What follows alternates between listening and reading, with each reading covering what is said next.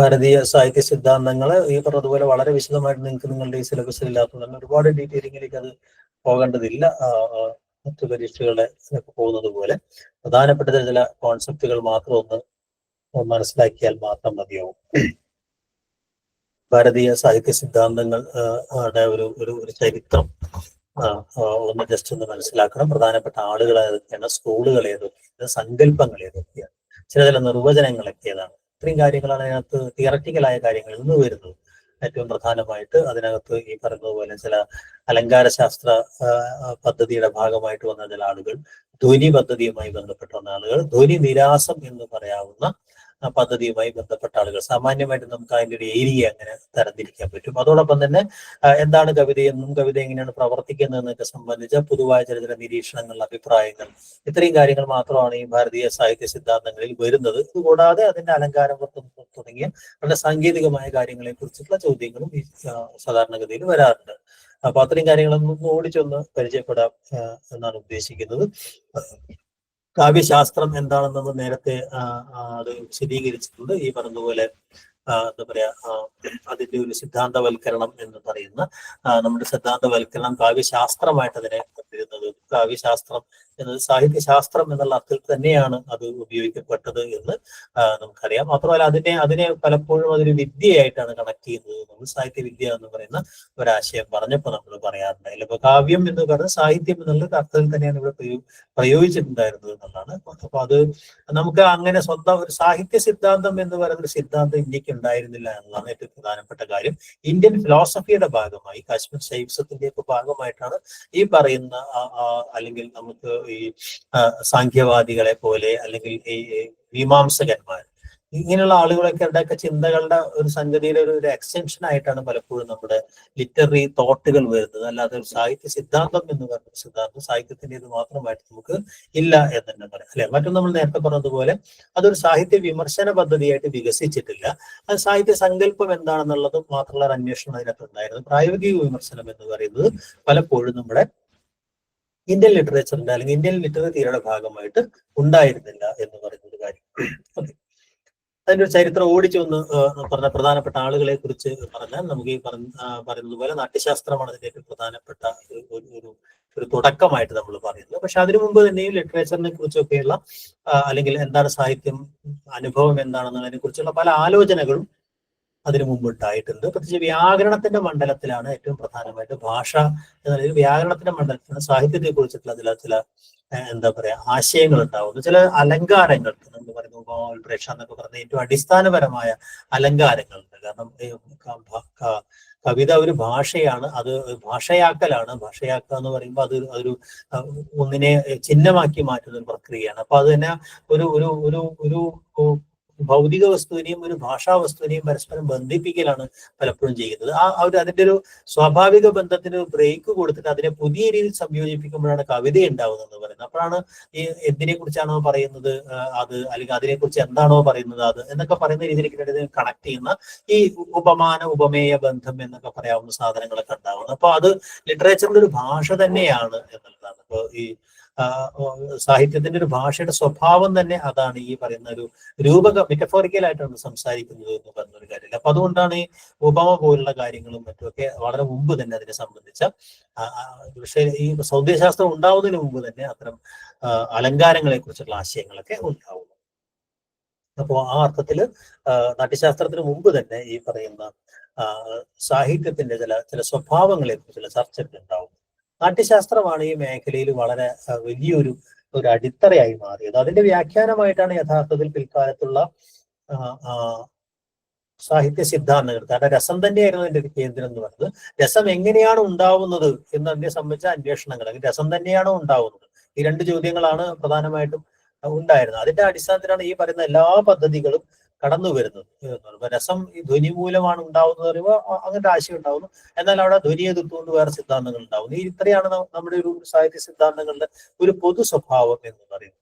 പക്ഷെ നാട്യശാസ്ത്രം സൗന്ദര്യശാസ്ത്ര കൃതി കൂടി ആയതുകൊണ്ട് അലങ്കാരം, രസം തുടങ്ങിയ കാര്യങ്ങളെ കുറിച്ച് വളരെ ആഴത്തിൽ അത് കുറെ കാര്യങ്ങൾ പറഞ്ഞിട്ടുണ്ട്. പലതരം അലങ്കാരങ്ങളെ കുറിച്ച്, ശബ്ദ അർത്ഥ അലങ്കാരങ്ങൾ, അവ തമ്മിലുള്ള വ്യത്യാസങ്ങൾ, അങ്ങനെയൊക്കെയുള്ള അലങ്കാരങ്ങളെ കുറിച്ച് അദ്ദേഹം പറയുന്നുണ്ടെന്നുള്ളതാണ് ഏറ്റവും പ്രധാനപ്പെട്ട ഒരു കാര്യം മാത്രമല്ല ഏറ്റവും പ്രസിദ്ധമായിട്ടുള്ള രസസൂത്ര വ്യാഖ്യാനം ഈ പറയുന്ന നാട്യശാസ്ത്രത്തിലാണുള്ളത്. അപ്പോൾ കാവ്യമീമാംസകൻ എന്നതിന് അപ്പുറം ഒരു ഒരു കലാസിദ്ധാന്തം എന്ന അർത്ഥത്തിലാണ് ഈ നാട്യശാസ്ത്രത്തിനകത്ത് ഈ പറയുന്ന രസാനുഭവവുമായി ബന്ധപ്പെട്ട ആശയങ്ങളൊക്കെ തന്നെയും വരുന്നത് എന്ന്.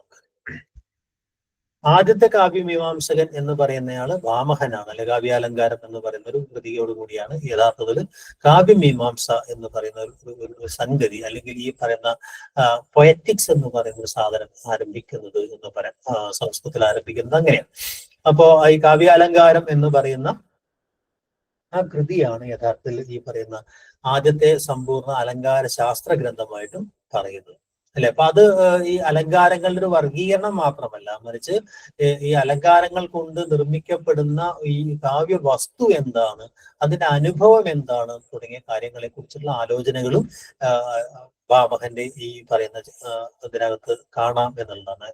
അതോടൊപ്പം തന്നെ പിൽക്കാലത്ത് മമ്മടലിലൂടെയൊക്കെ വേരുറച്ചു പോയിട്ടുള്ള നമ്മുടെ ഈ കാവ്യ ഘടകങ്ങളെ സംബന്ധിച്ചിട്ടുള്ള ഒരു വിഭജനം, അത് പുസ്തകങ്ങളുടെ അധ്യായ വിഭജനമായിട്ട് തന്നെ മാറുന്ന ഗുണം, ദോഷം തുടങ്ങിയ കാര്യങ്ങൾ, അല്ലെങ്കിൽ ഈ പറയുന്ന ഔചിത്യം പോലുള്ള ആശയങ്ങൾ, ഈ പറയുന്ന ആശയങ്ങളിലേക്ക് ഒരു ബീജം എന്ന് പറയുന്നത് ഈ വാമഹന്റെ ഈ ചർച്ചയ്ക്കകത്തും ഈ അധ്യായങ്ങൾക്കകത്തും കാണാം എന്നുള്ളതാണ്.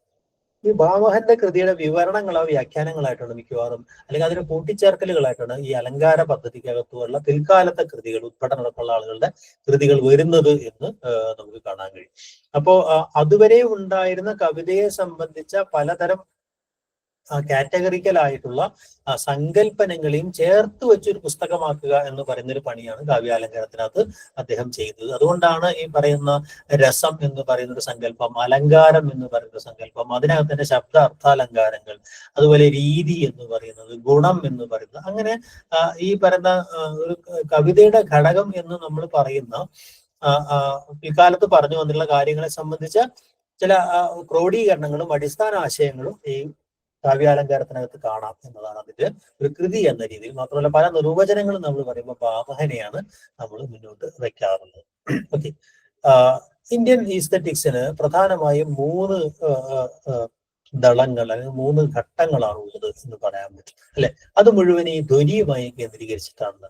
കാരണം ധ്വനി ഒരു കേന്ദ്രത്തിൽ നിന്നുകൊണ്ട് നമ്മുടെ ഇന്ത്യൻ സൗന്ദര്യശാസ്ത്രത്തിന്റെ ഒരു രാജപാതയായിട്ട് ധ്വനി മാറുകയും മറ്റെല്ലാ സിദ്ധാന്തങ്ങളെയും അത് തകർത്ത് ഒരു വലിയ 18ാം നൂറ്റാണ്ട് വരെ ഏറ്റവും പ്രബലമായ ഒരു സാധനമായിട്ട് രസഗംഗാധരം വരുന്നത് വരെയും അങ്ങനെ വലിയൊരു എന്താ പറയാ ഒരു ഏറ്റവും പ്രധാനപ്പെട്ട ഒരു ആധിപത്യ സ്വഭാവത്തിൽ തന്നെ പ്രവർത്തിക്കുന്ന ഒരു ലാവണ്യശാസ്ത്രമായിട്ട് നിലനിൽക്കുന്നുണ്ട്. അതുകൊണ്ട് തന്നെ ധ്വനിക്ക് മുമ്പും ധ്വനിക്ക് ശേഷവും ധ്വനികാലവും എന്ന അർത്ഥത്തിലാണ് പൊതുവെ നമ്മൾ ഈ ഇന്ത്യൻ സൗന്ദര്യശാസ്ത്രത്തെ വിഭജിക്കാറുള്ളത്. ഓക്കെ, അപ്പോ ഈ പറയുന്ന അതിൽ ഏറ്റവും കൂടുതൽ ഉണ്ടായിരുന്ന അലങ്കാരശാസ്ത്ര ഗ്രന്ഥങ്ങളാണ്. അവസാന കാലങ്ങളിലൊക്കെ ഉണ്ടായിരുന്ന വെറും അപേദീക്ഷിതർക്കുള്ള ആളുകളിലൊക്കെ വളരെ ടെക്നിക്കലായിട്ട് മാത്രം ഇതിനെ കാണുന്ന, സാങ്കേതികമായിട്ട് മാത്രം കാവ്യശാസ്ത്രത്തെ കാണുന്ന, മൗലികമായ ചിന്തകളുള്ള ഒരു 5ഓ 6ഓ സൗന്ദര്യശാസ്ത്രകാരന്മാർ മാത്രമാണ് ഈ നൂറ്റാണ്ടുകളിൽ ഉണ്ടായത് എന്നാണ് ഏറ്റവും പ്രധാനപ്പെട്ട ഒരു കാര്യം, അല്ലെ.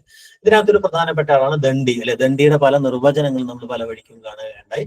ഒരു നിർവചനത്തിന്റെ ഉസ്താദായിട്ടാണ് പൊതുവെ ദണ്ഡിയെ പറയുന്നത്, അല്ലെ. അദ്ദേഹം കാവ്യാദർശം എന്ന് പറയുന്ന അദ്ദേഹത്തിന്റെ ഒരു പദ്ധതി, അല്ല അലങ്കാര പദ്ധതിയുടെ ഒരു തുടക്കക്കാരനായിട്ട് നമ്മൾ പറയുന്നത്, അല്ലെ. അദ്ദേഹത്തിന്റെ കവിതയുടെ നിർവചനം എന്ന് പറയുന്ന പല കാര്യങ്ങൾ അദ്ദേഹം നിർവഹിച്ചത് നമുക്കറിയാം, അല്ലെ. അപ്പൊ അദ്ദേഹത്തിന്റെ കാലമാകുമ്പോഴേക്കും ഈ അലങ്കാരങ്ങളുടെ എണ്ണം ഇങ്ങനെ, അതാണ് പ്രധാനമായിട്ട് അലങ്കാരങ്ങളുടെ എണ്ണം ഇങ്ങനെ ഓരോ നൂറ്റാണ്ടാകുമ്പോഴേക്കും കൂടി വരുന്ന ഒരു സംഗതി കാണാൻ കഴിയും, അല്ലെ. അതോടൊപ്പം തന്നെ അലങ്കാരങ്ങൾ കൂടുന്നതിനനുസരിച്ച് മറ്റുള്ള സങ്കല്പങ്ങൾ ഇങ്ങനെ സൈഡ് ലൈൻ ചെയ്യപ്പെടുകയും പലപ്പോഴും ഈ രീതി പോലുള്ള മറ്റു പല കാവ്യ സങ്കല്പനങ്ങൾ, കാവ്യ ഘടക സങ്കല്പനങ്ങൾ ക്രമേണ അലങ്കാരം വിഴുങ്ങുകയും ചെയ്യുന്നതായിട്ട് നമുക്ക് കാണാൻ കഴിയും. അതിനെയൊക്കെ അലങ്കാരങ്ങളാക്കി മാറ്റുക എന്ന് പറയുന്നൊരു സാധനം പ്രധാനമായിട്ട് കാണാൻ കഴിയും, അല്ലെ.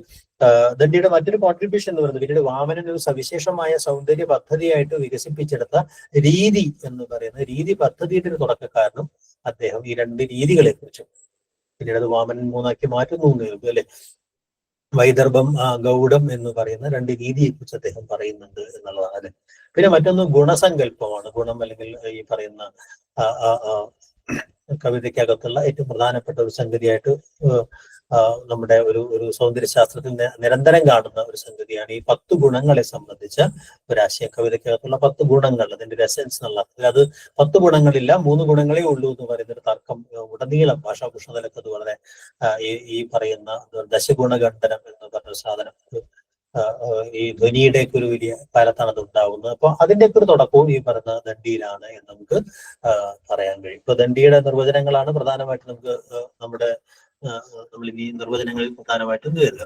ഉദ്ഘടനെ പോലുള്ള ആളുകൾക്കൊന്നും അങ്ങനെയുള്ള ഒരു വലിയ, കാരണം അതൊക്കെ ഈ പറയുന്നത് പോലെ പകർത്തെഴുത്തിന്റെയോ അല്ലെങ്കിൽ ചെറിയ വ്യാഖ്യാനത്തിന്റെ ഒക്കെ സ്വഭാവത്തിലാണ് അവിടെ പലപ്പോഴും ഈ അലങ്കാര സ്കൂളിൽപ്പെട്ടുള്ള മറ്റെല്ലാ ആളുകളും ഈ പറഞ്ഞ പോലെ ഉദ്ഘടനമായാലും രുയ്യകനെ പോലുള്ള ആളുകളും അല്ലെങ്കിൽ രുദ്രടനെ പോലുള്ള ആളുകളും ഒക്കെ അങ്ങനെ വളരെ വളരെ പരിമിത വിഭവന്മാരായ ആളുകളായിട്ടാണ് പൊതുവെ പറയുന്നത്. ഇവരുടെയൊക്കെ ഒരു പ്രത്യേകത പലപ്പോഴും അലങ്കാരങ്ങളെ അല്ലെങ്കിൽ നിർവചനങ്ങളെ ഒന്നുകൂടെ സൂക്ഷ്മമാക്കാനുള്ള ശ്രമങ്ങൾ, ഒന്നുകൂടെ പ്രസ്തരിക്കാനുള്ള ശ്രമങ്ങൾ, കൂടുതൽ കൂടുതൽ വിഭജനങ്ങൾ അലങ്കാരത്തിലും മറ്റും കൊണ്ടുവരിക തുടങ്ങി ഇങ്ങനെ ചില കാര്യങ്ങൾ അല്ലെ.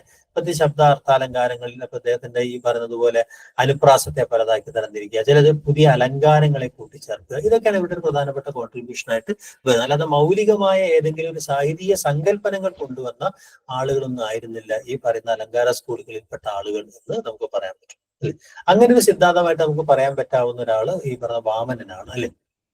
അദ്ദേഹത്തിന് രീതി സങ്കല്പം എന്ന് പറയുന്ന വിശിഷ്ട പദ രചനാ രീതി എന്ന് തുടങ്ങിയിട്ട് അദ്ദേഹം ഈ ഗുണം ആത്മാവായിട്ടാണ് വിശേഷമെന്നും എന്നൊക്കെ പറഞ്ഞ അദ്ദേഹം എന്താണ് ഈ വാക്കുകളിലുള്ള ഈ നടത്തം എന്ന് പറയുന്ന ശൈലിയെ സംബന്ധിച്ച ഒരു ആശയം അദ്ദേഹം മുന്നോട്ട് വെക്കുകയും അതാണ് സൗന്ദര്യത്തിന്റെ ആത്മാവ് എന്ന് അദ്ദേഹം പറയും. രീതിയാണ് കവിതയുടെ ആത്മാവ് എന്ന് പറയുന്ന ഒരു ആശയം അദ്ദേഹം മുന്നോട്ട് വയ്ക്കുന്നു അല്ലെ. അപ്പൊ അത് ഗുണം എന്ന് പറയുന്ന ഒരു ഗുണം എന്ന് പറയുന്ന ഒരു ക്വാളിറ്റിയാണ്, എസൻസിനെയാണ് അദ്ദേഹം യഥാർത്ഥത്തിൽ കവിതയ്ക്കകത്ത് കൊണ്ടുവരുന്നത്. ആ ഗുണം വരുന്നത് സവിശേഷമായ ചില പദസംരചനയിലൂടെയാണ് അദ്ദേഹം പറയുന്നു അല്ലെ. അപ്പൊ ആ രീതിയിൽ അദ്ദേഹം 3 ദേശങ്ങളെ സംബന്ധിച്ച് വൈദർഭി എന്നും ഗൗഡി എന്നും പാഞ്ചാലി എന്നും അല്ലെ. അപ്പൊ ഈ ഗൗഡ ദേശത്തെ വലിയ കെട്ടിടങ്ങളിലേക്ക് ആർക്കിടെക്ചറിന്റെ അടിസ്ഥാനത്തിൽ ഉള്ള ഒരു ഭയങ്കര എംബലിഷ്ഡ് ആയിട്ടുള്ള അത്തരം ഒരു കാവ്യഭാഷ അദ്ദേഹം ഗൗഡി എന്ന് അദ്ദേഹം പറയുന്നു.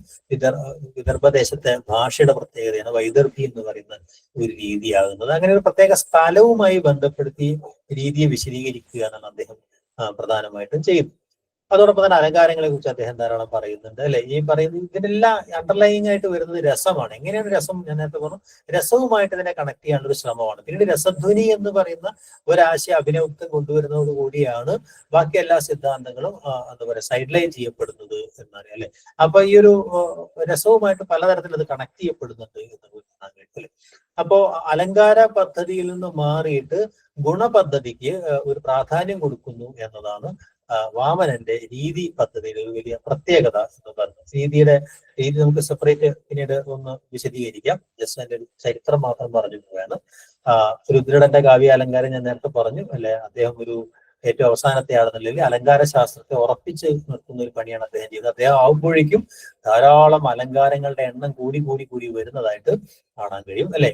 എന്ന് മാത്രമല്ല AR രാജരാജവർമ്മ ഭാഷാഭൂഷണത്തിലൊക്കെ കൊണ്ടുവരുന്ന അലങ്കാര വിഭജനം അല്ലെ, ഓർത്താലക്ഷ്യം സാമ്യം എന്നൊക്കെ പറയുന്ന അദ്ദേഹം പറയുന്ന ഈ വാസ്തവം ശ്ലേഷം എന്നൊക്കെ പറയുന്ന ആ വിഭജനത്തൊക്കെ കൊണ്ടുവരുന്നത് അദ്ദേഹമാണ് എന്നുള്ളതാണ് അദ്ദേഹത്തിന്റെ ഒരു ചരിത്രപരമായ പ്രസക്തി എന്ന് പറയുന്നത് അല്ലെ. ഇത്രയാണ് ധ്വനിയുമായി ബന്ധപ്പെട്ട ഒരു ഘട്ടം അല്ലെ. ധ്വന്യാലോകം എന്ന് പറയുമ്പോൾ നമുക്കറിയാവുന്ന പോലെ ധ്വനി അനന്തവർദ്ധന്റേതാണ് അല്ലെ. അഭിനവഗുപ്തന്റെ ഈ പറയുന്ന ലോചന വ്യാഖ്യാനം ഉണ്ടല്ലോ. ഇത് രണ്ടും കൂടി ചേർത്തിട്ടാണ് നമുക്ക് അതിൽ അഭിനവഗുപ്തന്റേതാണ് ഏതാണ് അനന്തവർദ്ധന്റേതാണെന്ന് നമുക്ക് അറിഞ്ഞുകൂടാ അല്ലെ. ആ രീതിയിലാണ് അത് വരുന്നത്. മറ്റൊരു വ്യാഖ്യാനം അഭിനവ ഭാരതിയാണ് അഭിനവഗുപ്തന്റേത്. ഈ 2 വ്യാഖ്യാനങ്ങളിലൂടെയാണ് യഥാർത്ഥത്തിൽ അഭിനവഗുപ്തൻ തന്റെ സിദ്ധാന്തങ്ങളൊക്കെ അവതരിപ്പിക്കുന്നത്. അഭിവ്യക്തിവാദം പോലുള്ള വാദങ്ങളൊക്കെ ഏറ്റവും പ്രധാനമാണ് നമുക്കറിയാം അല്ലെ. അത് രസസൂത്ര വ്യാഖ്യാനത്തിനകത്ത് വരുന്നൊരു കാര്യമാണ്. അപ്പോൾ ധ്വനി എന്ന് പറയുന്നത് ഈ പറയുന്ന ധ്വന്യാലോകത്തിലെ ഉദ്യോഗങ്ങളുടെ അദ്ദേഹം വിശദീകരിക്കാൻ ശ്രമിക്കുന്ന ഒരു കാര്യം ഭാഷാപരമായ ചില സവിശേഷമായ തന്ത്രങ്ങളിലൂടെ ഈ പറയുന്ന രസം എന്ന് പറയുന്ന ഒരു അനുഭവത്തെ അഭിവ്യക്തമാക്കുകയാണ് ചെയ്യുന്നത് എന്ന് പറയുന്ന ഒരു ഇതാണ്. അപ്പൊ അവിടെയാണ് ഈ പറയുന്ന അഭിതയെന്നും ലക്ഷണയെന്നും വ്യഞ്ജനയെന്നും ഒക്കെയുള്ള ശബ്ദ വ്യാപാരങ്ങൾ കടന്നു വരുന്നത്. അഭിതയുടെ ഒരു മേഖലയ്ക്ക് അകത്തല്ല കവിത നിലനിൽക്കുന്നത്, ലക്ഷണയുടെ മേഖലത്തേക്കല്ല. അഭിതയെയും ലക്ഷണയെയും തള്ളിക്കൊണ്ട് അല്ലെ, അഭിതയ്ക്ക് തടസ്സം തടസ്സമുണ്ടാവുകയും ലക്ഷണയ്ക്ക് തടസ്സമുണ്ടാവുകയും അല്ലെ ചെയ്യുകയും അല്ലെ അങ്ങനെയുള്ള ഈ അഭിധയുടെയും ലക്ഷണയുടെയും ഒക്കെ അർത്ഥങ്ങൾ ശമിച്ചതിന് ശേഷവും നമുക്കകത്തുനിന്ന് ഉണ്ടാകുന്ന പുതിയ പുതിയ അർത്ഥ പ്രതീതികളാണ് ധ്വനി എന്ന് അദ്ദേഹം പ്രധാനമായിട്ടും പറയുന്നത്. വ്യഞ്ജകം എന്ന് പറയുന്ന ഒന്നിൽ നിന്നുണ്ടാവുന്ന ധ്വനിയാണ്. ആ ധ്വനി എന്താണ് ധ്വനിപ്പിക്കുന്ന വസ്തുധ്വനി, അലങ്കാരധ്വനി, രസധ്വനി എന്നൊക്കെ തിരിക്കുകയും അല്ലെ അദ്ദേഹത്തെ ഏറ്റവും ഉത്തമമായത് രസധ്വനിയാണ് എന്നൊക്കെ പറയുന്ന ആശയമൊക്കെ അദ്ദേഹമാണ് കൊണ്ടുവരുന്നത്.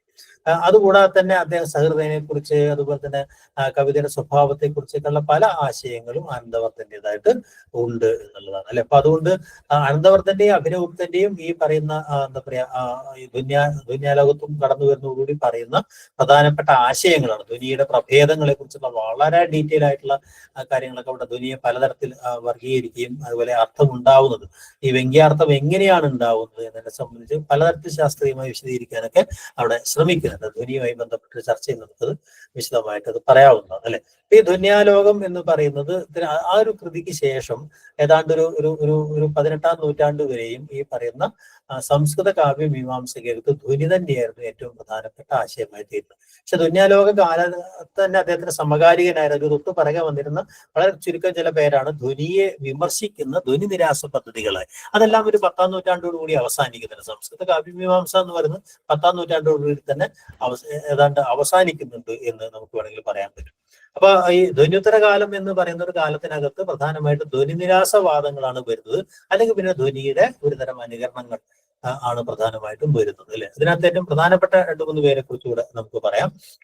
ഒന്ന് രാജശേഖരനാണ് അല്ലെ. കാവ്യമീമാംസ എന്ന് പറഞ്ഞ കൃതി എഴുതിയ രാജശേഖരന്റെ ഏറ്റവും വലിയ കോൺട്രിബ്യൂഷൻ നമുക്ക് അറിയാവുന്നതുപോലെ സഹൃദയനെ അദ്ദേഹം തരംതിരിക്കുന്നു എന്നൊക്കെ പറയുന്ന സാധനങ്ങൾ. സഹൃദയൻ അല്ലെങ്കിൽ കവി എന്ന് പറയുന്നത് അല്ലെ. അതോടൊപ്പം തന്നെ കാവ്യഹേതുവുമായി ബന്ധപ്പെട്ട് അദ്ദേഹത്തിന്റെ ചില പ്രധാനപ്പെട്ട ആശയങ്ങൾ ഉണ്ടാവുന്നു അല്ലെ. ഈ 2 തരം പ്രതിഭയെ കുറിച്ച് അദ്ദേഹം പറയുന്നു അല്ലെ. ഈ പറഞ്ഞ എന്താ പറയാ കാവ്യഹേതുവുമായി ബന്ധപ്പെട്ട ആശയത്തിനകത്താണ് നമ്മൾ ഏറ്റവും കൂടുതലായിട്ട് ഈ രാജശേഖരന്റെ പേര് നമ്മൾ പറയാറുള്ളത്. കുന്തകന്റെ വക്രോക്തി ജീവിതം അല്ലെ, വക്രോക്തി കാവ്യ ജീവിതം എന്ന് പറയുന്ന ഒരു സംഗതി ഏറ്റവും പ്രധാനമായിട്ടും ധ്വനിയെ എതിർത്ത ഒരു ആലങ്കാരികൻ എന്ന രീതിയിൽ വക്ര അല്ലെ, വിചിത്രമായ അഭിതയാണ് വക്രത എന്നൊക്കെ പറഞ്ഞ് അഭിതയാണ് പ്രധാനം എന്ന് പറയുന്നു അല്ലെ. അതിനകത്ത് ഈ പറയുന്ന ഗുണം അല്ലെങ്കിൽ അതിന്റെ അലങ്കാരം ഇങ്ങനെയുള്ള കാര്യങ്ങളാണ് ഇതിനെ വിചിത്രമാക്കി മാറ്റുന്നത് എന്ന് പറയുന്ന ഒരു സാധനം. ഒരു തരം അതിശയിതമായ യുക്തിയാണ് എന്ന് പറയുന്ന അദ്ദേഹം ഭാഷാപരമായ ഒരു നിർമ്മിതിയാണ് കവിത എന്ന് പറയുന്ന, അല്ലെ അതിന് പലതരം വക്രതയെ കുറിച്ചൊക്കെ അദ്ദേഹം പറഞ്ഞു. അങ്ങനെ വക്രോക്തി എന്ന് പറയുന്ന ഒരാശയമാണ് ഇദ്ദേഹത്തെ കുന്തകനെ മറ്റുള്ളവരിൽ നിന്ന് വ്യത്യസ്തമാക്കുന്നത് എന്ന്. ഓക്കെ, മറ്റൊരാൾ വളരെ ലേറ്റർ പീരീഡ് വളരെ ഈ പറയുന്ന സംസ്കൃത കാവ്യമീമാംസയിൽ ഒരു മൈനർ ചിന്തകൻ എന്ന് നമുക്ക് പറയാവുന്ന ഒരാൾ ക്ഷേമേന്ദ്രനാണ്. അദ്ദേഹത്തിന്റെ ഔചിത്യ വിചാര ചർച്ച എന്ന് പറയുന്ന കൃതിക്കകത്താണ് കവിതയുടെ ഈ പറയുന്ന ആത്മാവ് ഈ പറയുന്ന രീതിയോ അല്ലെങ്കിൽ അലങ്കാരമോ ധ്വനിയോ അല്ല, ഔചിത്യമാണ്. പലതരം പ്രബന്ധ ഔചിത്യം, പദൗചിത്യം, പലതരം ഔചിത്യങ്ങളെ കുറിച്ച് അദ്ദേഹം പറയുന്നുണ്ട്. അപ്പൊ ആ അർത്ഥത്തിൽ അതെല്ലാം ഈ രസവുമായും കേന്ദ്രീകരിച്ചാണ് ഈ സിദ്ധാന്തങ്ങളൊക്കെ ഉണ്ടാവുന്നത്. അപ്പൊ അതുകൊണ്ട് തന്നെ ഈ രസം ഉണ്ടാക്കുന്നത് പ്രധാനമായിട്ടും ഔചിത്യ ദീക്ഷ കൊണ്ടാണ് എന്ന് പറഞ്ഞ് അതെങ്ങനെയാണ് ദീക്ഷിക്കേണ്ടതിനെ സംബന്ധിച്ച് സിദ്ധാന്തങ്ങൾ അദ്ദേഹം പ്രധാനമായിട്ടും പറയുന്നത് അല്ലെ.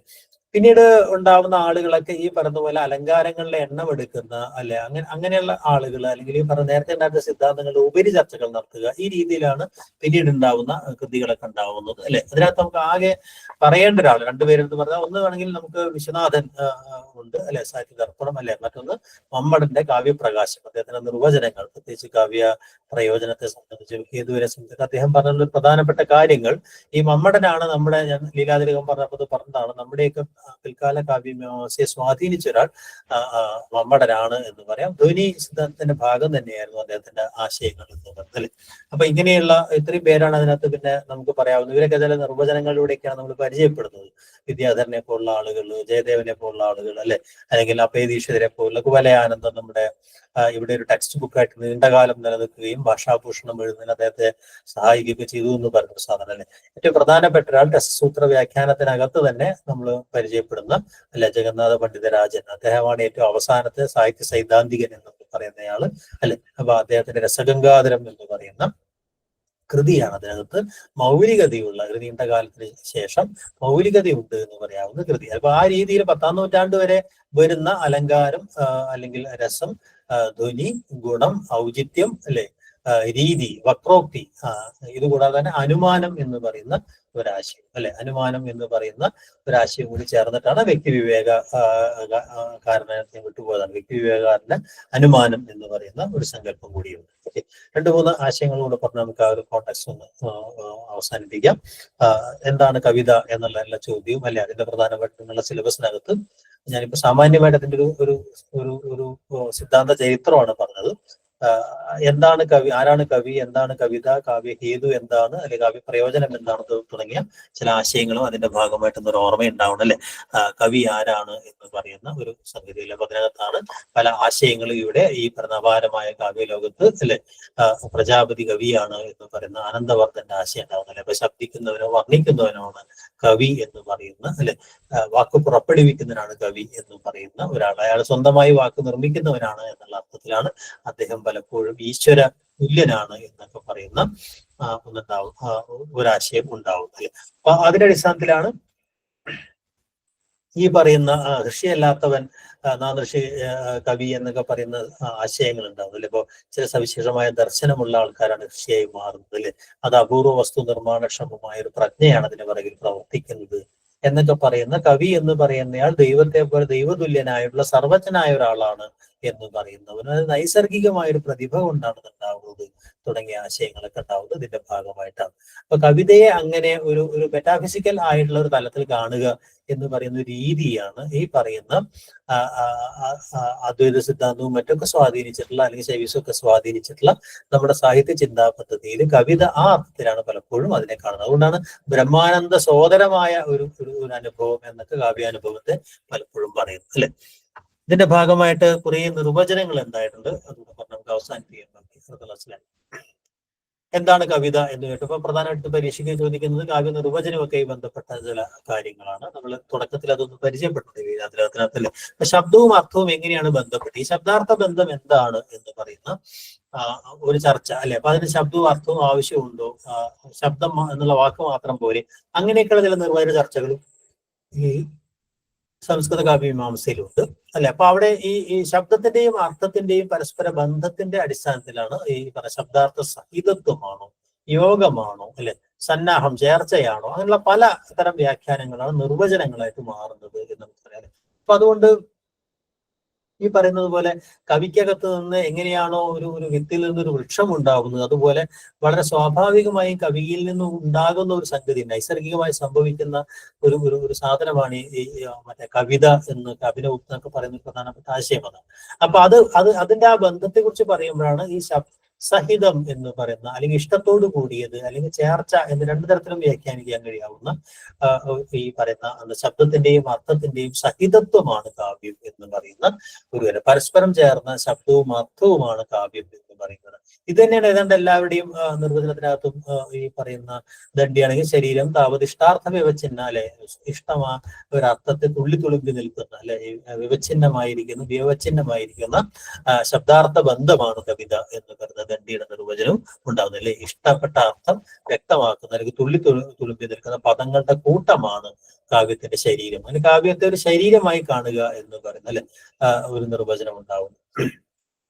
വാമനന്റെ നിർവചനം, അല്ലെ, ഈ പറഞ്ഞ കാവ്യശബ്ദം എന്ന് പറയുന്നത്, അല്ലെ, ഓരോരോ കാര്യങ്ങളെ കവിതയുടെ ഘടകങ്ങളെ എടുത്തുകൊണ്ടാണ് പിന്നീടുള്ള പല നിർവചനങ്ങളും അവിടെ വരുന്നത്, അല്ലെ. അതിലെന്തൊക്കെ ഉണ്ടാവണം, അല്ലെ, ഈ പറയുന്നത് പോലെ ശബ്ദാർത്ഥ ബന്ധം ഉണ്ടായിരിക്കണം, അലങ്കാരങ്ങൾ ഉണ്ടായിരിക്കണം, ഗുണങ്ങൾ ഉണ്ടായിരിക്കണം, ദോഷമൊന്നും ഉണ്ടാവരുത്, അല്ലെ, അത് ഈ പറഞ്ഞ പോലെ രസം ഉണ്ടാക്കുന്നതാവണം. അങ്ങനെ ഓരോ ഘടകങ്ങളെ എടുത്തുകൊണ്ടാണ് മിക്കവാറും നിർവചനങ്ങളൊക്കെ എപ്പോഴും കടന്നു വരാറ്, അല്ലെ. പിന്നെ മറ്റൊരാൾ ഈ പറഞ്ഞ പോലെ സഗുണമായിട്ടുള്ളത്, അല്ലെ, നിർദോഷമായിട്ടുള്ളത്, അലങ്കാരം കൊണ്ട് സംസ്കരിച്ചെടുത്തിട്ടുള്ള ശബ്ദാർത്ഥങ്ങളായിരിക്കണം. എല്ലാ ശബ്ദാർത്ഥങ്ങൾ എന്ന് പറയുന്ന സ്ഥാനത്തിലേക്ക് അന്വയിക്കുകയാണ് ചെയ്യുന്നത്, ബാക്കിയൊക്കെ അതിന്റെ വിശേഷണങ്ങളായിട്ടാണ് വരുന്നത്, അല്ലെ. അപ്പൊ അതുകൊണ്ട് തന്നെ ഈ പറയുന്ന ലോകോത്തരമായ രീതിയിൽ കാര്യങ്ങളെ വർണ്ണിക്കാൻ ഉള്ള കവിയുടെ കഴിവാണ് കാവ്യം എന്ന് പറയുന്നത്. മമ്മടന്റെ ഒരു അല്പം വ്യത്യസ്തമായ ഒരു നിർവചനമാണ്. അതും അദ്ദേഹം പറയുന്നത് ഈ ദോഷരഹിതമായിട്ടുള്ള ശബ്ദാർത്ഥങ്ങൾ, അല്ലെ, സഗുണം, അല്ലെ, അലങ്കാരങ്ങളോട് കൂടിയ കാര്യത്തെയാണ് അദ്ദേഹം ഈ പറഞ്ഞ കവിത എന്ന് പറയുന്നത്. അല്പം വ്യത്യസ്തമായിട്ടുള്ള നിർവചനം വിശ്വനാഥന്റേതാണ്. അദ്ദേഹം അതിനെ നേരിട്ട് രസവുമായി ബന്ധിപ്പിക്കുന്നു എന്നുള്ളതാണ്. രസനീയമായത് മാത്രമേ കവിത ഉണ്ടാകും. വാക്യം രസാത്മകം കാവ്യം എന്ന്. രസാത്മകമായ വാക്യമാണ് കാവ്യം. ഇപ്പോൾ രസമില്ലാത്ത ഒന്നും കവിതയല്ല എന്ന അർത്ഥത്തിൽ ആണ് അദ്ദേഹം ഈ രസത്തിന് പ്രാധാന്യം നൽകുന്ന ഒരു നിർവചനമാണ് വിശ്വനാഥൻ പറയുന്നത് പ്രധാനപ്പെട്ട നിർവചനം എന്ന് പറയുന്നത് അല്ലെ. കുന്തകൻ പറയുന്നതും ഈ പറഞ്ഞ വക്ര കവി വ്യാപാരശാലിനി എന്ന് പറയുന്ന ഒരാശയം അല്ലെ. അതായത് ഈ പറയുന്ന വക്രമായ കവി വ്യാപാരത്തോട് കൂടിയതാണ്, വിചിത്രമായ ഒരു കവിത അല്ലെങ്കിൽ ഒരു സ്റ്റൈലൈസ്ഡ് ആയിട്ടുള്ള ഒരു അട്ടറൻസ് ആണ് കവിത എന്ന് പറയുന്ന ഒരു കാര്യം. അതാകട്ടെ ഈ പറഞ്ഞതുപോലെ കാവ്യമർമ്മജ്ഞന്മാർക്ക് ആനന്ദം നൽകുന്ന സവിശേഷമായ ഒരു ശൈലീകരിക്കപ്പെട്ട ഭാഷയാണ് കവിത എന്നുള്ള അർത്ഥത്തിലാണ് അദ്ദേഹം പറയുന്നത് അല്ലെ. ജഗന്നാഥ പണ്ഡിതരാജന്റെ പിൽക്കാല നിർവചനം ഈ പറയുന്ന രമണീയാർത്ഥ പ്രതിപാദക ശബ്ദമാണ്. രമണീയമായ അർത്ഥത്തെ പ്രതിപാദനം ചെയ്യുന്ന ഒരു ശബ്ദമാണ് കവിത. അപ്പൊ അങ്ങനെ ശബ്ദമാണ് അവിടെ ഉള്ളത്, ശബ്ദത്തിനാണ് പ്രാധാന്യം നൽകുന്നത്. ആ ശബ്ദം നമുക്ക് സൗന്ദര്യം ഉണ്ടാക്കുന്നു എന്ന് പറഞ്ഞ ശബ്ദത്തിന് വലിയ പ്രാധാന്യം അവിടെ ഈ പറയുന്ന ഭാരതീയ നിർവചനങ്ങൾക്കകത്തൊക്കെ നമുക്ക് കാണാൻ കഴിയും. ശബ്ദത്തിനാണ്, രൂപത്തിനാണ് പലപ്പോഴും ഒരു പ്രാധാന്യം നൽകുന്നത്. ആ ശബ്ദം ഉണ്ടാക്കുന്ന അനുഭവം എന്താണ് എന്ന് വിശദീകരിക്കുകയോ അല്ലെങ്കിൽ ആ ശബ്ദത്തിന്റെ സ്വഭാവം വിശദീകരിക്കുകയോ ചെയ്യുകയാണ് എല്ലാ കാവ്യ നിർവചനങ്ങളും എന്ന് നമുക്ക് കാണാൻ കഴിയും അല്ലെ. അപ്പൊ അങ്ങനെയുള്ള പ്രധാനപ്പെട്ട നിർവചനങ്ങൾ നമുക്ക് ഓർമ്മയുണ്ടാവേണ്ടത് ഈ വാക്യരസാത്മകം കാവ്യം അല്ലെ, രമണീയാർത്ഥ പ്രതിപാദക ശബ്ദം കാവ്യം അല്ലെ, വാക്യം രസാത്മകം കാവ്യം, അതുപോലെ തന്നെ ശബ്ദാർത്ഥോ സഹിതോ കാവ്യം അല്ലെ. ഇങ്ങനെയുള്ള ചില ശരീരം താവതിഷ്ടാർത്ഥ വിവചനാവതാവലി എന്നൊക്കെ പറഞ്ഞ ചില നിർവചനങ്ങൾ മാത്രം ഓർമ്മയുണ്ടാവുക എന്നുള്ള ഏറ്റവും പ്രധാനപ്പെട്ട ഒരു കാര്യം. എന്തായാലും ഇതെല്ലാം അവര് ഈ പറയുന്ന ശബ്ദം അർത്ഥം എന്ന് പറയുന്ന ആ ഒരു യുഗ്മത്തിൽ നിന്നുകൊണ്ടാണ് ഈ പറയുന്ന കവിതയുടെ നിർവചനം മുഴുവൻ. അത് മുഴുവൻ ഈ വാച്യം വ്യംഗ്യം ശബ്ദം അർത്ഥം കവി സഹൃദയൻ എന്ന് പറഞ്ഞാൽ ദ്വന്ദ്ങ്ങളുടെ ഒരു ഘടന മൊത്തം ഈ പറയുന്ന സിദ്ധാന്തങ്ങളിലൊക്കെയും നമുക്ക് കാണാൻ കഴിയും. ഓക്കെ, അപ്പൊ അത് കവിതയുടെ പ്രധാനപ്പെട്ട നിർവചനങ്ങളൊന്ന് കാലക്രമത്തിലൊന്ന് ഓർക്കുക എന്നുള്ളതാണ്. വിശദമായ നോട്ട് നിങ്ങൾക്ക് അതിന്റെ ഭാഗമായിട്ട് തരും അല്ലെ. ഇപ്പൊ കവി ആരാണ് എന്നുള്ളതുപോലെ തന്നെ പ്രധാനമാണ് സഹൃദയൻ ആരാണ്, സമാന ഹൃദയമുള്ള ഒരാളെ സഹൃദയൻ എന്ന് പറയും. രസികനും സഹൃദയനും തമ്മിലുള്ള വ്യത്യാസം എന്താണ്, ഇങ്ങനെയുള്ള കുറേ ചർച്ചകൾ നമുക്ക് സംസ്കൃത കാവ്യ മീമാംസയിൽ കാണാൻ കഴിയും അല്ലെ. അപ്പോ ഈ പറയുന്ന വാഗ്ദേവത അല്ലെങ്കിൽ ഈ പറയുന്ന കവിത അല്ലെങ്കിൽ സൗന്ദര്യം എന്ന് പറയുന്നത്, സൗന്ദര്യാനുഭവം എന്നൊക്കെ പറയുന്ന ഒരു സാധനം അല്ലെങ്കിൽ അത്തരം പദ്ധതി തന്നെ യഥാർത്ഥത്തിൽ കവിയും സഹൃദയനും ചേർന്നിട്ടാണ് ഉണ്ടാവുന്നത്. അതിന്റെ എന്താ പറയാ, ഈ പറയുന്ന ഇവർ രണ്ടുപേരും കവിക്കൊപ്പം തന്നെ സഹൃദയം ഒരു സ്ഥാനമുണ്ട്. സഹൃദയം ഇല്ലാതെ കവി ഉണ്ടാവില്ല എന്ന് പറയുന്ന ഒരു ആശയം അഭിനയിക്കാനുള്ള പ്രധാനപ്പെട്ട ഇതായിട്ട് പറയുന്നുണ്ട്. അതോടൊപ്പം തന്നെ അയാളാണ് കാരിയറായിട്ട് മാറുന്നത്. എവിടെയോ ഒരു പൂ പൂക്കുന്നു, അതിന്റെ മണം എല്ലായിടത്തും കാറ്റ് എത്തിക്കുന്നത് പോലെ അല്ലെങ്കിൽ വണ്ട് അത് മറ്റുള്ളവരിലേക്ക് എത്തിക്കുന്നത് പോലെ ഈ പറയുന്ന കവിതയെ കൊണ്ടു നടക്കുന്നത് സഹൃദയനാണ് എന്നുള്ളതും അല്ലെ. അത് അയാൾ കവിയുടെ പ്രതിഭയെ വ്യാഖ്യാനിക്കുന്നവനാണ് എന്ന് പറയുന്ന അല്ലെ. അങ്ങനെയാണ് ഭാവകൻ എന്നൊക്കെ പറയുന്ന സങ്കല്പം ഉണ്ടാവുന്നത് അല്ലെ.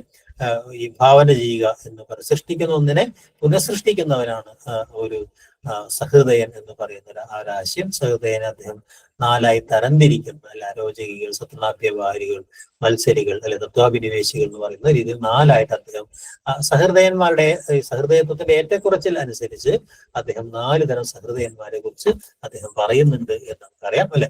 അപ്പോ സഹൃദയൻ എന്ന് പറയുന്ന ഒരാശയം അവിടെ ഉണ്ടാവണം, കൃത്യമായിട്ട് അറിയണം അല്ലെ. കാവ്യഹേതുവിനെ കുറിച്ചും വളരെ വിശദീകരിക്കേണ്ട ആവശ്യമില്ല. പ്രതിഭ, വിൽപ്പത്തി, അഭ്യാസം എന്ന് പറയുന്ന 3 കാര്യങ്ങളാണ് പൊതുവെ പറയുന്നത്. അതിനകത്ത് പ്രതിഭ മാത്രം മതി എന്ന് പറയുന്നവരുണ്ട്, വിൽപ്പത്തിയോ അഭ്യാസം ഇല്ലെങ്കിൽ കവിത ഉണ്ടാവില്ല എന്ന് പറയുന്ന ആളുകളും ഉണ്ട്. പക്ഷെ പൊതുവെ പ്രതിഭയ്ക്കാണ് പ്രാധാന്യമുള്ളത് എന്നറിയാം. ശക്തി എന്ന് പറഞ്ഞാലും പ്രതിഭ എന്ന് പറയുന്ന ഒരു ആശയം അവിടെ അദ്ദേഹം പറയുന്നത്. ശാസ്ത്രവും കവിതയും തമ്മിലുള്ള ഒരു വ്യത്യാസം ഭാമഹൻ തുടക്കത്തിൽ തന്നെ പറയുന്ന ഒരു കാര്യം, നിങ്ങൾക്ക് ശാസ്ത്രം ആരുപദേശിച്ചാലും അത് മനസ്സിലാവും അല്ലെ. അല്ലെങ്കിൽ എന്താ പറയാ, വളരെ കഷ്ടപ്പെട്ട് കഴിഞ്ഞാൽ ശാസ്ത്രമോ ഏത് കടുത്ത ശാസ്ത്രവും നമുക്ക് പഠിച്ചെടുക്കാൻ കഴിയും, പക്ഷെ ഒരിക്കലും നമുക്ക് കവിയാകാൻ കഴിയില്ല. അത് നൈസർഗികമായ പ്രതിഭ ആവശ്യമുണ്ട് എന്ന് ഭാമഹൻ അവിടെ പറയുന്നുണ്ട് അല്ലെ.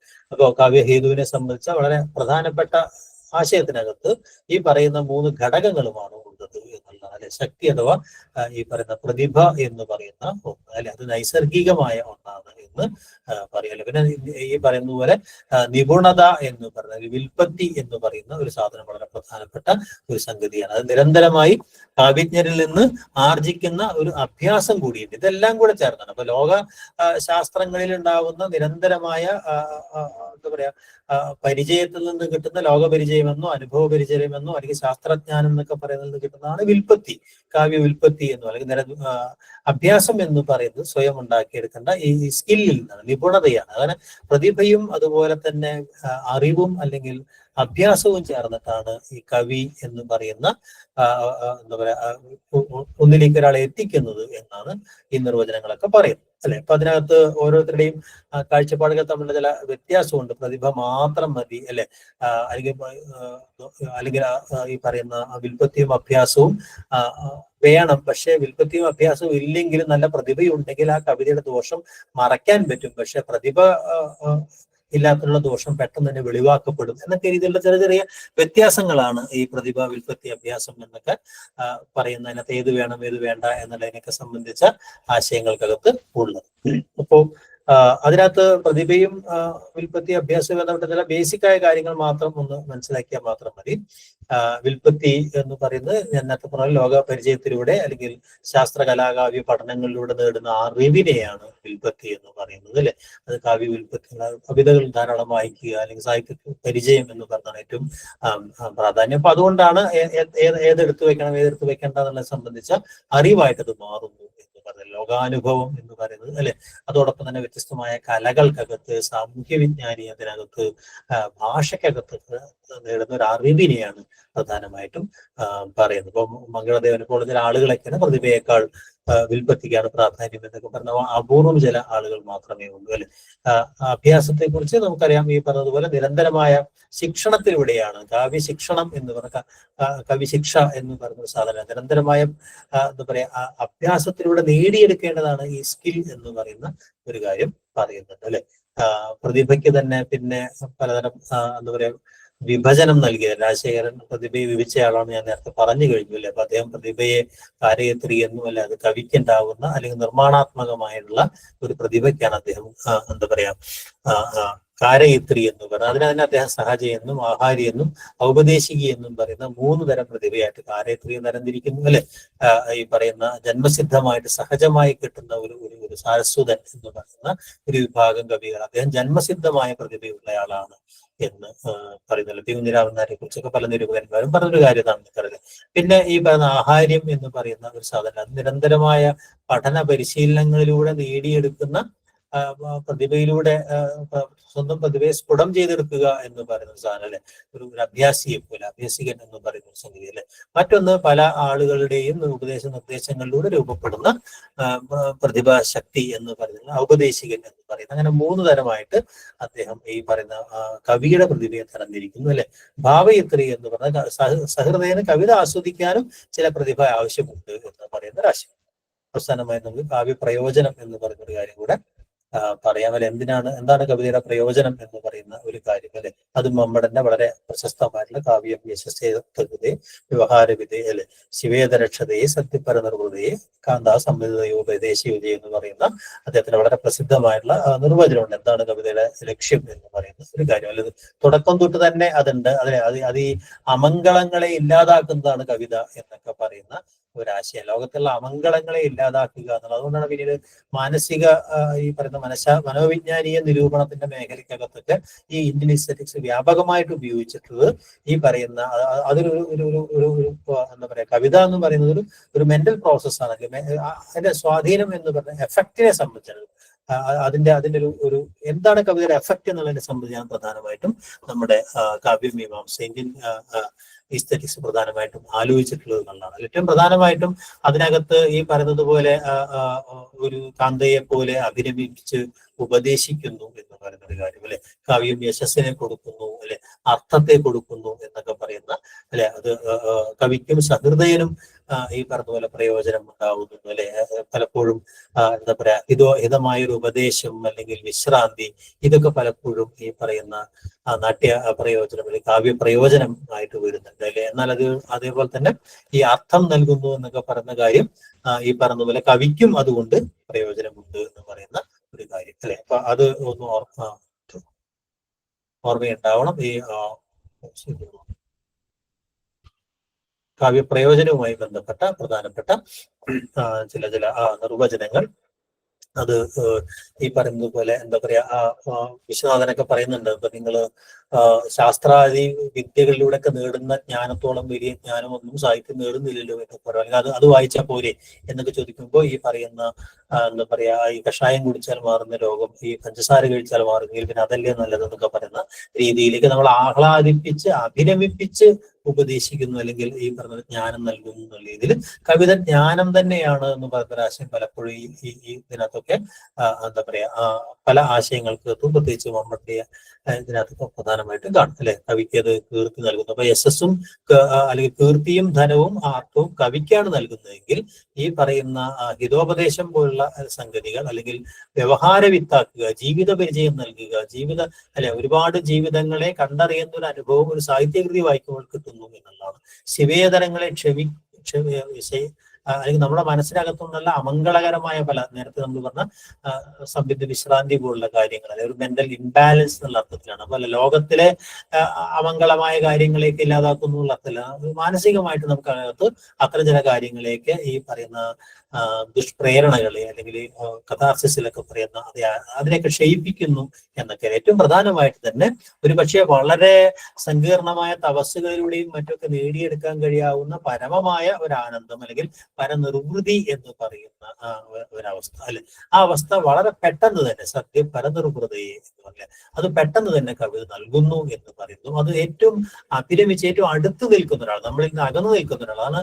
കാന്തയെ പോലെ തന്നെ അഭിരമിച്ച് ഉപദേശിക്കുന്നു എന്ന് പറയുന്ന ഒരു സംഗതിയായിട്ട് കവിത നമ്മുടെ നാവായിട്ട് മാറുന്നു എന്നുള്ള അർത്ഥത്തിലാണ് ഇന്ത്യൻ ഈസ്തെറ്റിക്സ് കവിതയെ കണ്ടിരുന്നത് എന്നാണ് ഏറ്റവും പ്രധാനപ്പെട്ട ഒരു കാര്യം. ഇപ്പൊ കവി, സഹൃദയൻ, കവിത, ഇവർ മൂന്ന് പേർക്കും ഇടയിൽ നിന്ന് നിൽക്കുന്ന പ്രക്രിയയെ വളരെ കൃത്യമായിട്ട് ഈ പറയുന്ന മനസ്സിന്റെ ഒരു പ്രവർത്തനം, ഭാഷയുടെ ഒരു പ്രവർത്തനം എന്ന തലത്തിൽ അത് വിശദീകരിക്കുന്നുണ്ട്.